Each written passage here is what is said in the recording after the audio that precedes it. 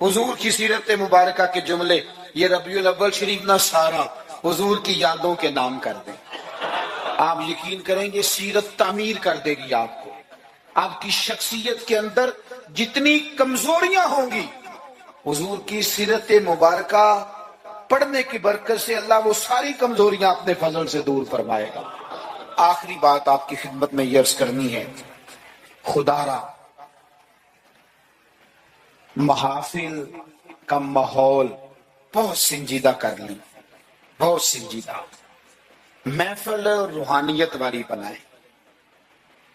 میں تمام محفل کرانے والوں سے، پورا ربیع الاول شریف محفل کرانے والوں سے اپیل کروں گا کہ محفلوں میں کیمروں کا استعمال ذرا کم کریں، تھوڑی مہربانی کریں۔ چلے ریکارڈنگ کے لیے کہیں ایک آدھ کیمرہ آپ ضروری سمجھتے ہیں تو ہر بندہ فوٹو سیشن کر رہا ہے، ہر شخص کمنٹس دے رہا ہے، کم سے کم اس کا استعمال کریں۔ کوشش کریں محفل میں وضو کر کے آئے، سر ڈھانپ کے آئے، حضور علیہ السلام کی نعت سننی ہے، خوشبو لگا کے آئے۔ نبی کریم کی محفل نور میں بیٹھنا ہے، وہاں ادب کے ساتھ آئیں، خشوع کے ساتھ آئیں، توجہ آپ کی نعت خاں کے شعر پہ ہو۔ آپ محفل پہ کوئی تبصرہ نہ کریں۔ نعت خاں جو مال اکٹھا کر کے طے کر کے اپنی جان پہ ظلم کرتے ہیں وہ سب کو پتہ ہے، لیکن وہ تو کر ہی رہا ہے نا جو کر رہا ہے، ہمیں غیبت کر کے کیا ملے گا؟ آپ نصیحت کے انداز میں کو بات کریں تو کریں، محفل کے اندر بیٹھ کے اس کی نعت بھی سن رہے ہیں اور ساتھ ساتھ جناب آپ تبصرہ بھی کر رہے ہیں کہ 40,000 لیتا ہے، تو آپ کو تو کوئی نعت کا مزہ نہ آیا، آپ تو اسی چکر میں رہے کہ اس نے لیا کیا ہے۔ آپ چھوڑیں اس بات کو، آپ اپنا سرور اور ذائقہ پورا کریں، خوبصورت محفل کریں، کوشش کریں اتنا رش نہ ڈالیں کہ وہ مجلس اتنی لمبی ہو جائے کہ پھر صبح فجر کی نماز کے لیے لوگوں کے لیے مشقت بنے۔ آپ 1-1.5 گھنٹے میں بڑا معقول پیغام، سونی نعت، ویسے بھی اگر آپ ایک آدھ نعت خاں کو دعوت دیں گے تو اس کا فائدہ آپ کو یہ ہوگا، میرے بھائی کے سٹیج پہ لڑائی نہیں ہوگی کہ پہلے میں نے جانا ہے اور میں نے 6 جگہ پہ جانا ہے اور میں تو آ گیا ہوں تو میرا شکر ادا کرو، یہ جان چھوٹی رہے گی آپ کی۔ آپ اچھے طریقے سے ایک شخص کو موقع دیں، وہ 2 نعتیں پڑھے، 3 پڑھے، ایک سونی تلاوت کریں۔ ایک بات جو ہر سال کہتا ہوں پھر کہہ لوں، محفل میلاد میں وہ والا کام نہ کریں جو ہم سیاستدانوں کے مسئلے میں کرتے ہیں۔ یہ نہ ہو کہ میلاد کی سٹیجوں پہ بھی پھر تگڑے تگڑے لوگ جمع ہو جائیں، غریب بیچارے میلاد میں بھی پیچھے پیچھے رہ جائیں، وہ ڈھونڈتے ہی رہیں کہ ہمیں عزت کس دن ملنی ہے۔ بس جس کے ہاتھ میں نوٹوں کی دتھی ہو، اس کی سیٹ بھی اگلی ہو، سارا سال بے شک مسجد نہ آئے، یہ رویہ ٹھیک نہیں، یہ انداز تکلیف دہ ہے غریبوں کے لیے۔ آپ یہ رنگ اختیار ہی نہ کریں اور مہربانی کریں۔ آپ تو کہتے ہیں کہ میلاد شریف کا لنگر برکت والا ہے اور آپ تو کہتے ہیں کہ یہ محفل سارا سال برکت والی ہوگی، تو آپ کے بیٹے کے نام کی جو دعوت ہوتی ہے ولیمے کی، اس میں بھی آپ چھتوں سے ڈبے پھینکتے ہیں چاولوں کے، اس میں بھی آپ یہی سلوک کرتے ہیں جوس والے ڈبوں کے ساتھ، یہ چھت سے پھینک دیں، یہ لے لو میلاد کا ہے، میرے بیٹے کے ولیمے کا، اس طرح پھینکتے ہو۔ تو یہ حضور کے میلاد کے ساتھ یہ حال ہے۔ آپ وہاں بھی آپ نے ناراض نہیں ہونا، میں آپ کو چونکہ میں روز جاتا ہوں تو میں حقیقت بتا رہا ہوں، چودھریوں کے لیے، خاص خاص لوگوں کے لیے سونے دسترخوان، اعلیٰ غذائیں چن دی آپ نے، اور جناب وہ جو غریب طبقہ بیچارہ آیا تھا اس کو چھاپروں میں چاول پھینک دیا آپ نے۔ یہ ایماندارت، اگر یہ لنگر میلاد کا ہے چاول والا، یہ اگر غریب کے گلے سے اتر جاتا ہے تو نعت خواہ کے گلے سے بھی اتر جائے گا، پیر صاحب کے گلے سے بھی اتر جائے گا، کوئی اتنی مصیبت والی بات۔ ایک جیسا لنگر، یہ کیا بات ہوئی، بزرگوں کے نام کا جو لنگر سادہ ہو وہ مرید کھائیں، اور جناب وہ اقبال نے کہا تھا کہ مرید بیچارے کو میسر نہیں مٹی کا دیا بھی، اور گھر پیر کا بجلی کے چراغوں سے ہے روشن، یہ رنگ۔ آپ عشرت قدوں میں رہیں اور آنے والا اس کو سڑک پہ بھی سونے کی جگہ نہ ملے۔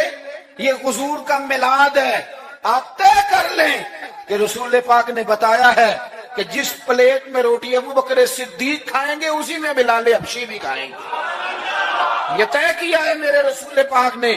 ملت کے جوانوں طے کرو حضور کے میلاد پر کہ جس پلیٹ میں کھانا فاروق اعظم نے کھایا ہے اسی میں کھانا حضرت عامر بن فہیرہ نے بھی کھایا ہے، اسی میں سلمان فارسی نے بھی کھایا ہے، صہیب رومی نے بھی کھایا ہے، ایک ہی صف تھی۔ اگر حضرت ابو ذر غفاری کے منہ سے نکل گیا جناب بلال کے لیے کہ وہ حبشن کے بیٹے، تو نبی پاک نے کہا کہ ابو ذر تو چودھریوں کا پتر ہے، تیری بڑی شان ہے، بندہ بھی بڑا سچا ہے، بڑی عظمتوں والا ہے، پر جتنی شان تیری ہے بلال کی بھی اتنی ہے، کرنا معذرت۔ سیدنا ابو ذر غفاری نے پھر حضرت بلال کے آگے لیٹ کے کہا تھا اب حالات بدل گئے ہیں، اب غریبوں کی غربتیں بازاروں میں رولی نہیں جائیں گی، اب مدینے والے کا دور ہے، یہ وہ دور ہے جس میں عزت ہی عزت ہے۔ فرمایا اب اپنا پیر اٹھا اور میرے سینے پہ رکھ، میں بتاؤں کہ تھے تو آپ حبشن کے بیٹے ہی، پر جب سے مدینے والے کا کلمہ پڑھ گئے ہیں ہم سب کے سردار ہو گئے۔ کم از کم آپ حضور کے میلاد کے نام کی محفل میں اتنا تو کریں کہ امیر غریب کی روٹی ایک جیسی کر دیں، ہو جائے گا؟ ہاں نہ نہیں کرتے، ہو جائے گا؟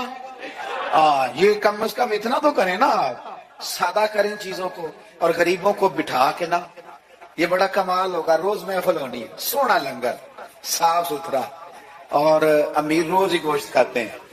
آپ جب بہترین گوشت ڈال کے کھانا پکائیں تو وہ بیچارہ غریب جو مزدوری کر کے آیا، جس کے بچے ہفتے کے بعد بھی گوشت نہیں کھاتے، وہ بھی ذرا اپنے تینوں بیٹے لے کے آئے، پلیٹ میں بیٹھ کے لنگر کھائے، اور اس کے دو بیٹے پوچھے ابا جی آج بڑا مزہ ہے روٹی کا، تو وہ کہے پتر آج میلاد مصطفیٰ ہے میرے نبی پاک، آج محفل ہے حضور کے نام کی۔ مجھے لگتا ہے کہ وہ 3 سال کا بچہ بھی منہ کے اندر بوٹی رکھے ہوئے بھی یاد کر لے گا کہ جب حضور کا میلاد ہوتا ہے نا پھر غریب امیر کٹھے بیٹھ کے کھانے کھاتے ہیں، یہ وہ یاد کر لے گا اور اسے ہمیشہ یاد رہے گا۔ آپ یقین کریں آج تقریر شکریر نہیں، موضوع نہیں، آج تو میں جذبات کا اظہار کر رہا ہوں، پہلی محفل میلاد میں حاضر ہوں، جذبات کا اظہار کر رہا ہوں اور آپ کو سبق دے رہا ہوں کہ پورا مہینہ کس طرح کر کے چلنا ہے، سونا ذکر کرنا ہے انشاءاللہ پورا مہینہ، اور سونی نعتیں پڑھنی ہے انشاءاللہ، صبح و شام درود شریف پڑھنا ہے انشاءاللہ تعالی، اور انشاءاللہ تعالی مٹھائی کھانی بھی ہے کھلانی بھی ہے انشاءاللہ، پورا لطف۔ مجھے ایک صاحب کہنے لگے، دلیلیں اپنی جگہ ہوتی ہیں، مجھے کہنے لگے ویسے آپ کے میلاد کے بارے میں جذبات کیا ہیں، آپ کے جذبات کیا ہوتے ہیں ربیع الاول میں؟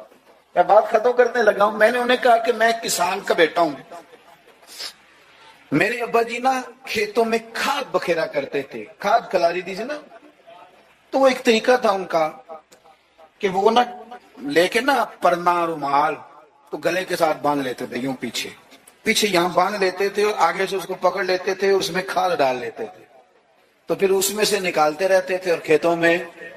میں نے اس سے کہا کہ یہ جو تو کہتے ہیں نا کہ تیرا میلاد کے بارے میں جذبہ کیا ہے، تو میں نے کہا میرا میلاد کے بارے میں جذبہ یہ ہے کہ میرا دل کرتا ہے 12 ربیع الاول کو فجر پڑھوں اور وہ رومال گلے میں باندھ لوں، اس کے اندر مٹھائی ڈال لوں اور گلی گلی نکل جاؤں اور ہر ایک کے منہ میں لڈو ڈال کے کہوں کھا آج میرے نبی کا میلاد۔ جذبہ ہے میلاد کے لیے، یہ میرا جذبہ ہے۔ کیوں؟ اس لیے کہ چمک تجھ سے پاتے ہیں سب پانے، میرا دل بھی چمکا دے چمکانے والے، تو زندہ ہے واللہ تو زندہ ہے واللہ، میرے چشم عالم سے چھپ جانے والے۔ اور پھر اعلیٰ حضرت فرماتے ہیں کہ تیرا کھائیں تیرے غلاموں سے الجھے ہیں منکر عجب کھانے غرانے والے۔ عجیب تماشا ہے، حضور کا کھا کے حضور کے غلاموں سے الجھتے ہیں، اے منکر عجب کھانے غرانے والے۔ اور کمال کر دی، کہنے لگے رہے گا یوں ہی ان کا چرچا، رہے گا یوں ہی ان کا چرچا، رہے گا یوں ہی ان کا چرچا، رہے گا وہ پڑے خاک ہو جائیں جل جانے والے، رہے گا یوں ہی ان کا پڑے خاک ہو جائیں جل جانے والے۔ اور پھر فرماتے ہیں کہ ان کی مہک نے دل کے گنچے کھلا دیے، وہ جس راہ چل دیے ہیں کوچے بسا دیے ہیں، ان کی مہک نے دل کے گنچے کھلا دیے ہیں۔ نبی پاک علیہ السلام کا ذکر میری اور آپ کی نعت کا، تعریف کا محتاج نہیں۔ کیوں؟ کہ رب فرماتا ہے وَرَفَعْنَا لَكَ ذِكْرَكَ، اے محبوب ہم نے آپ کے لیے آپ کے ذکر کو بلند کر دیا ہے، ہم نے آپ کے لیے آپ کے تذکرے کو بلند کر دیا۔ تو جن کے ذکر کو اللہ نے بلندی دے دی ہے، اس پر کوئی شاعر نعت نہ بھی لکھے، کوئی اچھا نعت خواہ نعت نہ بھی پڑھے معاذ اللہ، کوئی مجمع نعت سننے نہ بھی آئے، حضور کا ذکر تو اللہ نے بلند کر دیا ہے۔ لیکن یاد رکھو کہ جب شعر حضور کی تعریف میں لکھا جاتا ہے تو شعر لکھنے والا اپنا کلام سنوار لیتا ہے، اور جب محفل نعت میں لوگ آ کے بیٹھتے ہیں، حضور کے نام پہ بیٹھتے ہیں، وہ کسی سیاسی جلسے کے لیے جمع نہیں ہوتے، وہ اپنے کسی دنیاوی مقصد کے لیے احتجاج کرنے جمع نہیں ہوتے، وہ حضور کی میلاد کے نام پر اکٹھے ہوتے ہیں۔ خلاق عالم کے فرشتے تو گواہی دیتے ہوں گے نا، یا اللہ دیکھ کے آئے ہیں ہم، وہ تیرے محبوب کے لیے جمع ہوئے تھے۔ نعت خانوں، کیا کمال ہو جائے اگر ہم نعت خانی کے ساتھ مخلص ہو جائیں، تمہیں پتہ چل جائے گا جب صبح قیامت تمہاری اس نعت خانی کا وزن ہوگا، تمہیں مزہ آ جائے گا۔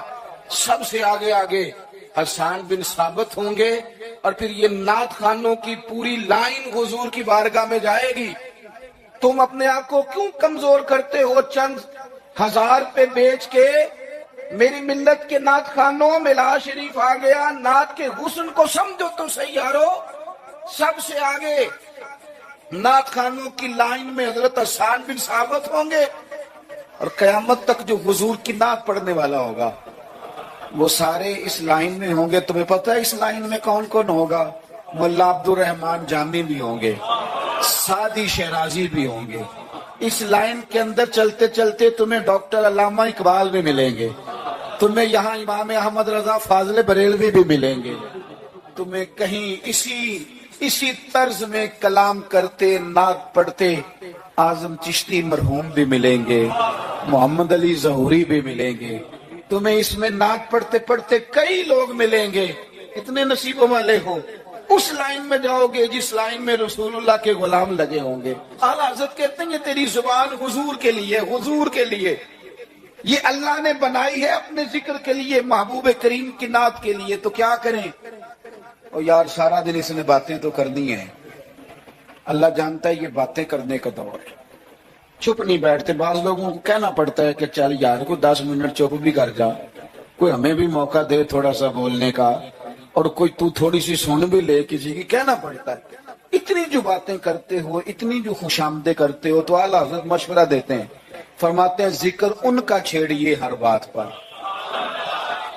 ذکر ان کا چھیڑیے ہر بات پر۔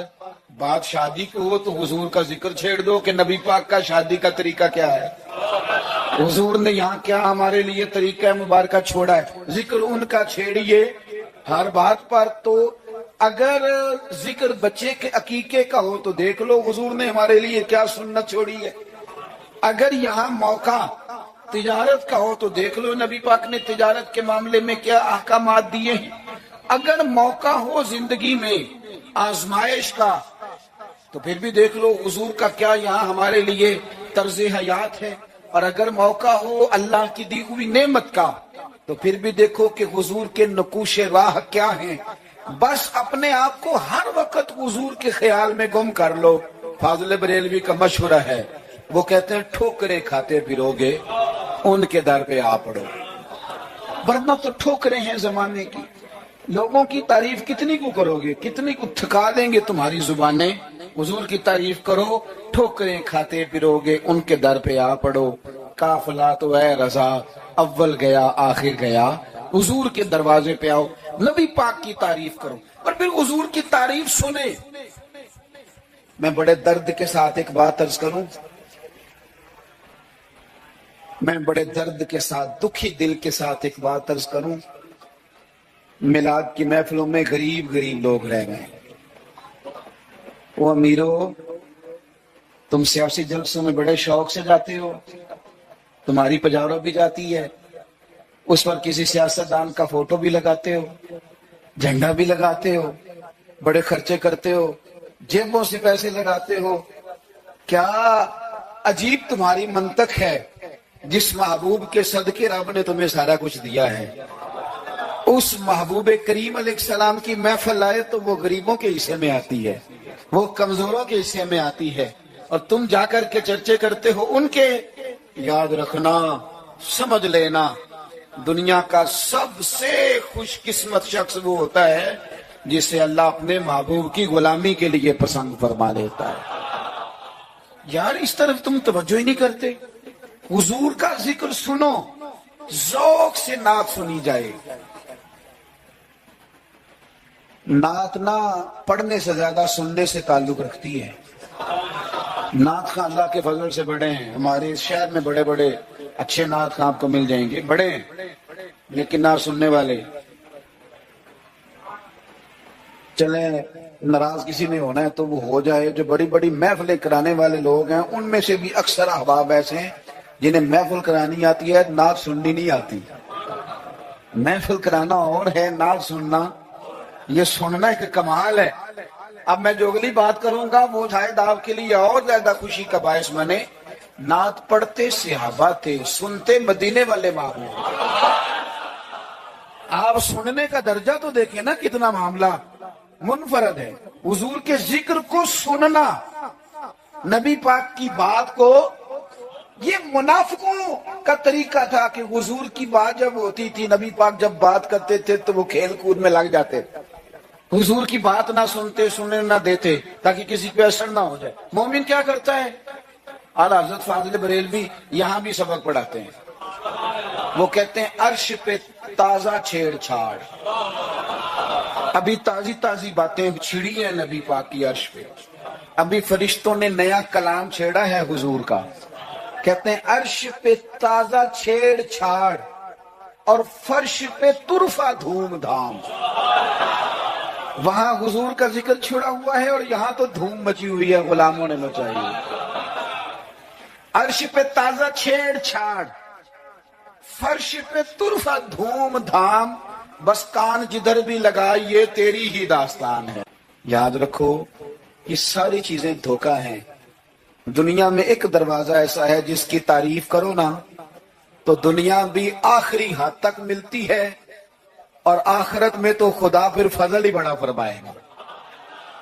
اور وہ دروازہ ہے مدینے والے محبوب کا، وہ نبی کریم کا دروازہ۔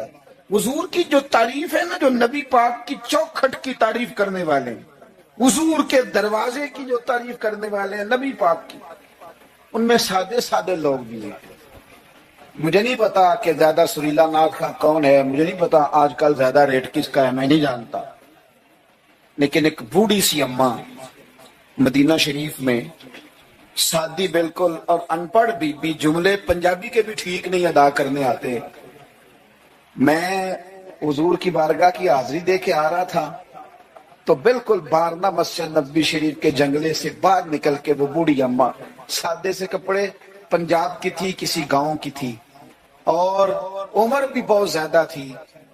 اس کے سادے سے جملے وہ دور بیٹھ کے نا، چونکہ قریب تو خواتین کا آنا درست ہے بھی نہیں اور وہ آنے بھی نہیں دیتے، پیچھے باہر ہم نکلے بازار میں تو وہاں نہ شاید کسی کا انتظار کر رہی تھی، بچے نے وقت دیا ہوگا کہ اماں تو یہاں بیٹھ جانا تو میں آ جاؤں گا، تو وہاں بیٹھی تھی۔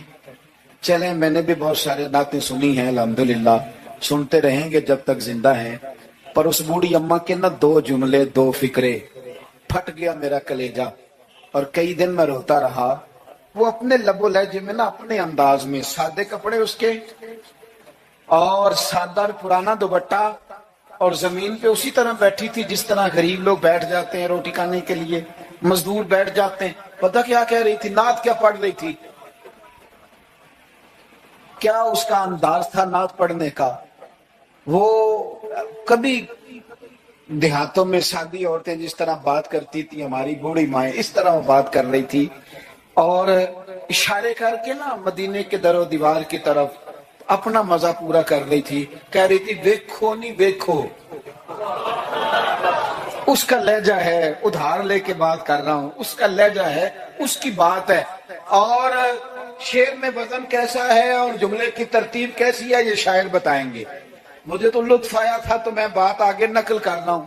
وہ کہہ رہی ہے اور وہ مطلب عوام کو متوجہ نہیں کر رہی، وہاں تو ہے ہی کوئی نہیں، اکیلی بیٹھی ہے، اپنا ذوق پورا کر رہی ہے، اور لگتا ہے کہ وہ نا، مجھے یوں لگتا ہے کہ جیسے نا وہ حور و غلمان کو متوجہ کر کے کہہ رہی ہے، اور اس کی آنکھوں میں آنسو ہیں، تھوڑی دیر اتنا روتی ہے کہ آواز باہر آتی ہے اس کی، پھر دوبارہ بات شروع کرتی ہے، پھر اپنے پلو سے آنسو پوچھتی، کہتی کیا ہے؟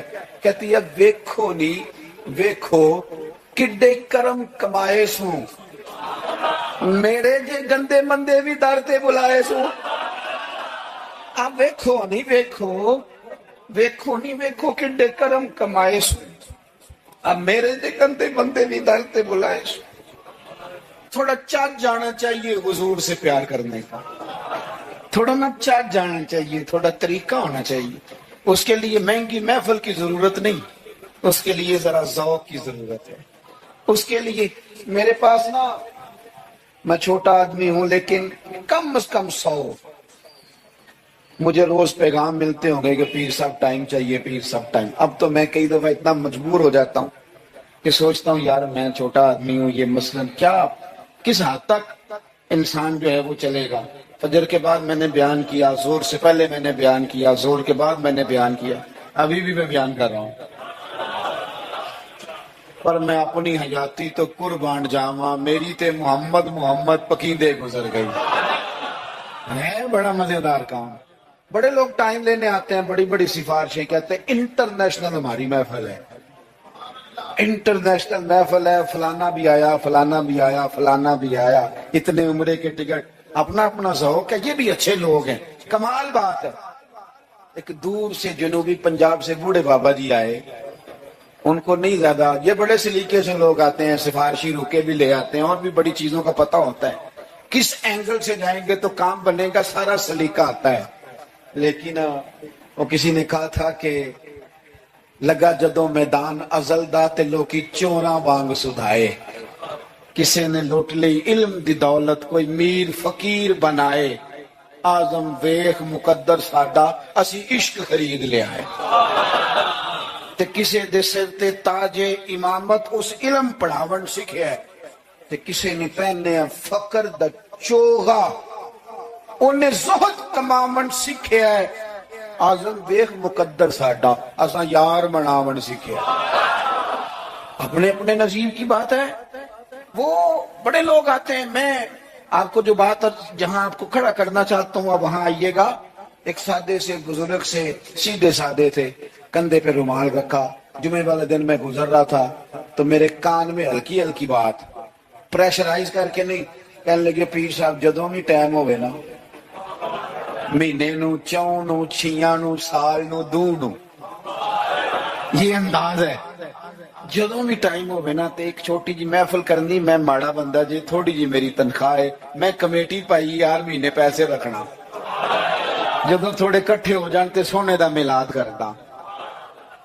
بڑی بڑی میں نے تقریریں سنی ہیں، بڑے بڑے بات سنے ہیں، حضور کی محبت پہ کلام سنے ہیں، مزہ آ جاتا ہے، لیکن یہ بھی کلام تھا حضور کی محبت کا۔ میں نے پلٹ کے نہ سر سے لے کر پیر تک وہ بابا دیکھا، اس کے نقش و نگار دیکھے، اس کے لبوں کی سادگی دیکھی، اس کا لہجہ دیکھ کے میں نے کہا چاچا جی تسی ٹائم چھڈو، دسو جلسہ کدن کرنا۔ کیوں؟ اس لیے کہ یہاں محبت ضروری ہے، پیار ضروری ہے، یہاں وفا دیکھی جاتی ہے، یہاں دل کا جذبہ دیکھا جاتا ہے۔ بارگاہ رسالت مآب میں نہ لفظوں کے تراشے، نہ تیری آواز کا ترنم، نہ تیرا جھومنا، نہ تیرا تڑپ آنا، نہ تیرا محفل میں سچا جھوٹا وجد کرنا، ان میں سے کوئی چیز قابل قبول نہیں۔ وہاں تو دیکھا جاتا ہے تیرے سینے میں میرے محبوب کی محبت کتنی ہے، اور وہ محبت ہونا ضروری ہے، وہ محبت ہونا ضروری ہے، قریب ہونا بھی ضروری نہیں، وہ محبت ہونا ضروری ہے، سامنے ہونا بھی ضروری نہیں۔ محبت تگڑی ہو، خالص ہو، رسول اللہ صلی اللہ علیہ وسلم کو ٹوٹ کے چاہا جائے، اگر غلام حضور تک نبی نہ پہنچ سکے تو نبی پاک مولا علی اور فاروق اعظم رضی اللہ تعالی عنہما کو جبہ دے کے کہتے ہیں جا کے میرے اویس کرنی کو پہنچا دے۔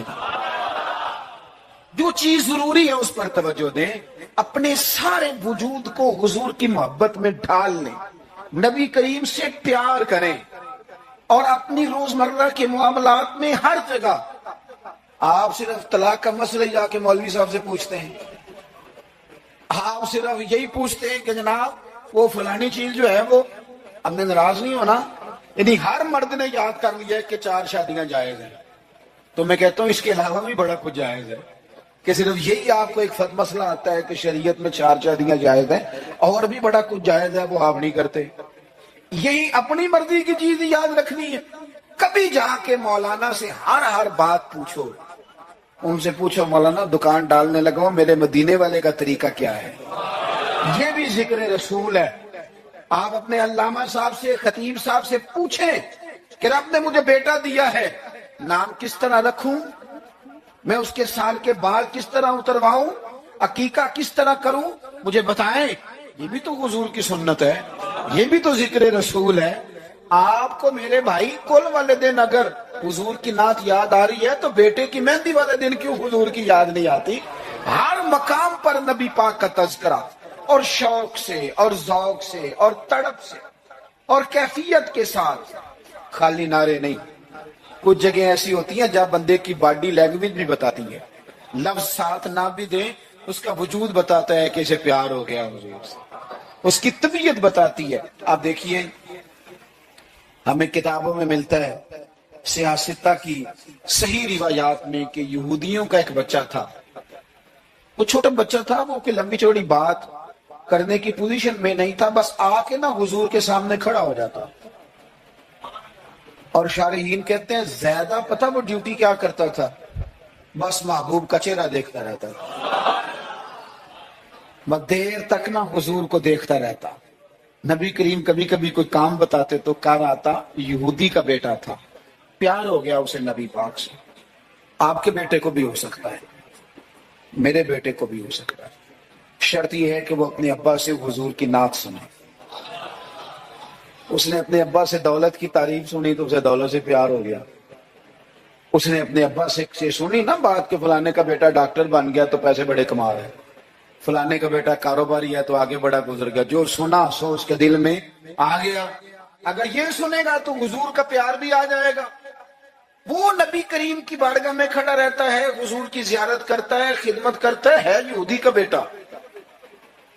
میرے محبوب بڑے کریم ہیں،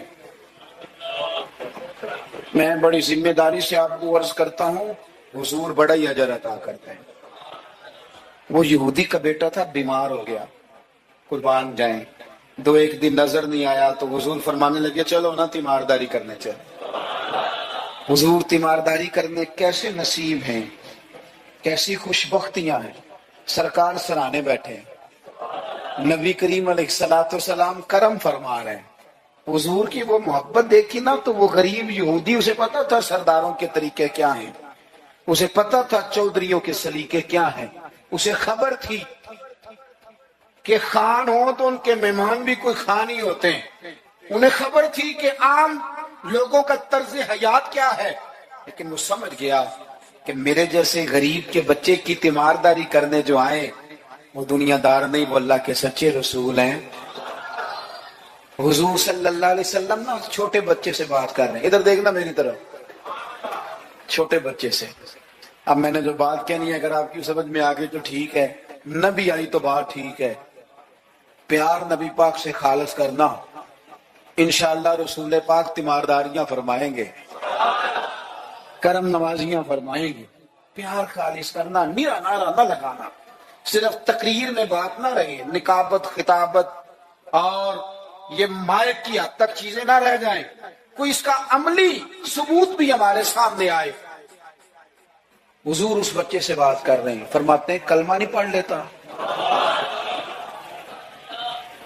قربان جائیں، کسی کو ابا نے کلمہ پڑھایا، کسی کو اماں نے پڑھایا، کسی کو مفتی صاحب، پیر صاحب، علامہ صاحب، صوفی صاحب، درویش نے پڑھایا، اس کے بھی تو نصیب دیکھو نا، کلمہ نہیں پڑھ لیتا۔ اس بچے نے نا نظروں ہی نظروں میں اپنے باپ کی طرف دیکھا، پڑھ لوں کلمہ، نظروں ہی نظروں میں پوچھ رہا ہے، تو والد کو بھی پتا تھا نا کہ یہ کون ہے، ایسے تھوڑی کوئی آ جاتا ہے تیمارداری کرنے۔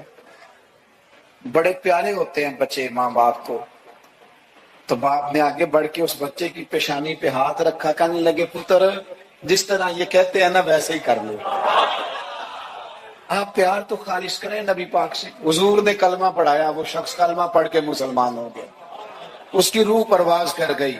بڑا نصیبہ والا تھا جس کا جنازہ بھی مدینے والے محبوب نے پڑھا، جس پر کرم نوازیاں بھی حضور نے فرمائی۔ میرے بھائی، حضور کے ساتھ پیار ہو۔ اپنے گجرانوالہ میں ایک دن سفر کر رہا تھا تو روڈ سے نیچے اترا ہوں، بالکل عین فجر کے بعد مجھے کہیں دور جانا تھا، تو سامنے نا بڑا سارا لکھا ہوا تھا، کیا آج آپ نے درود شریف پڑھا ہے؟ وہ پڑھا، میں نے پڑھا تو میں نے درود شریف پڑھنا شروع کر دیا، یعنی جاری ہو گیا۔ جس نے لکھا اللہ اسے جزا عطا کرے، جس نے لکھا اللہ اسے۔ یہ مسجد میں کسی جگہ نکلتے وقت، آتے وقت، جاتے وقت، دکان پہ آپ درود شریف لکھ دیتے ہیں نا، ایک دفعہ تو بندہ نظر اٹھاتا ہی ہے نا پڑھنے کے لیے، تو آپ بتائیں اگر کسی نے دیکھ کے ایک دفعہ بھی پڑھ لیا تو لکھنے والے پر اللہ کتنا فضل فرمائے گا۔ درود و سلام نہ طبیعت کو میٹھا کر دیتا ہے، طبیعت کو ٹھنڈا کر دیتا ہے۔ مولانا ابو النصر رحمت اللہ علیہ وہ فرمایا کرتے تھے، کہتے تھے میں رات کو نا کبھی کبھی مدینہ شریف نکلتا تھا تو ایک درویش دودھ لے کے باہر آیا کرتا تھا، دودھ لے کے وہ باہر نکلتا تھا تو پتہ کہتا کیا تھا؟ کہتا تھا دودھ پی لو۔ تو لوگ پوچھتے تھے کتنے کا ہے؟ کہتے کوئی نہیں، بس تم دودھ پی لو اور مدینے والے پہ درود پڑھ دو، بھائی اتنی بات ہے، پیتے جاؤ اور درود شریف پڑھتے جاؤ۔ ایک تو درود و سلام پڑھنا ہے پورا ربیع الاول۔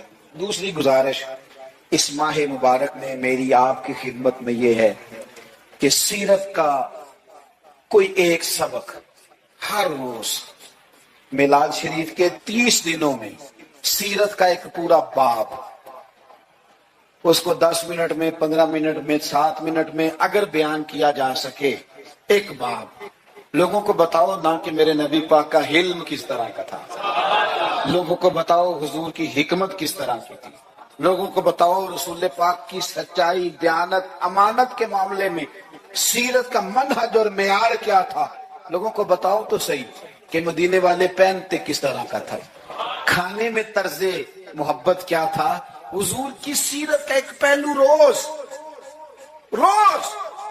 میں اکثر اپنے آپ سے کہتا ہوں ہم نے حضور کی سیرت کھول کے بیان نہیں کی، کاش ہم حضور کی سیرت کھول کے لوگوں کو سناتے، کھول کے مطالعہ کرتے، ریسرچ کرتے، بیان کرتے، تدریس کرتے، بتاتے، پڑھاتے، سناتے۔ میری ملت کا کوئی جوان کسی ایکٹر اور کرکٹر کو آئیڈیل نہ بناتا، کسی موٹیویشنل سپیکر کے پاس جا کے نہ بیٹھتا، کہیں سے وہ اپنی ذہن سازی نہ کراتا، کہتا چپ کر، مجھے پتا ہے میرے نبی پاک کا مصیبتوں میں طریقہ کیا رہا، مجھے پتا ہے حضور کا نعمتوں میں طریقہ کیا رہا، مجھے پتا ہے رسول پاک علیہ السلام کا گھر والوں کے ساتھ رویہ کیا رہا۔ سیرت کے باب پورا ربیع الاول آپ سنیں بھی اور کوشش کریں۔ ایک کتاب ہے سیرت کی، بڑی سادی